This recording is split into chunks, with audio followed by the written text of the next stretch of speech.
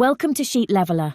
My name is Joanne, and I'm here to help you learn to use Excel efficiently and straightforwardly. Today, I'm going to demonstrate how to create a histogram in Excel, which is a great way to visually represent data. Let's get started. In Excel, we can create an organized, easy-to-understand visual of data using various types of graphs. In prior lessons, we have discussed how to produce a line graph, generate data bars, and craft a pie chart. Today, we will discuss histograms and their purpose. To create a histogram, start by selecting the data you want to visualize. To create a histogram that displays the age distribution, we will choose the entire column C. Next, we will go to the Insert tab and select the Insert Statistic Chart option. After that, select the histogram option from the list. A histogram will be automatically displayed in the spreadsheet area. Now that we have the histogram, let's explore a few options that can be used to customize the graph to fit our needs. First, to move the graph, click and hold the left mouse button inside the graph area. Drag the graph to its new location.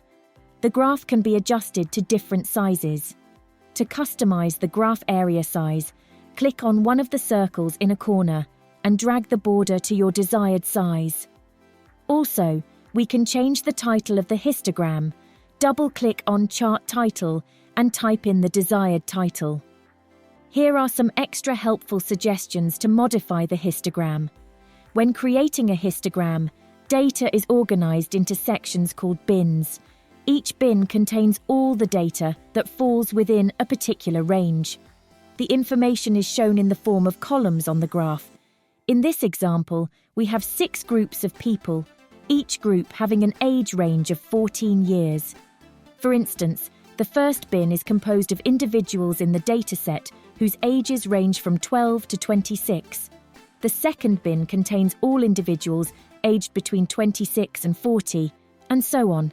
Each column represents a period of 14 years. To alter the age range in the graph, click with your right mouse button on the horizontal axis and select the Format Axis option. Now, a window will appear on the right side of the screen.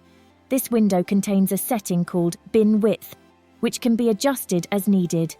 The value in the box is currently set to 14 years. We can change this to 10 years by rewriting the value in the box and pressing Enter. The histogram will then update, and each column will represent a 10-year age span.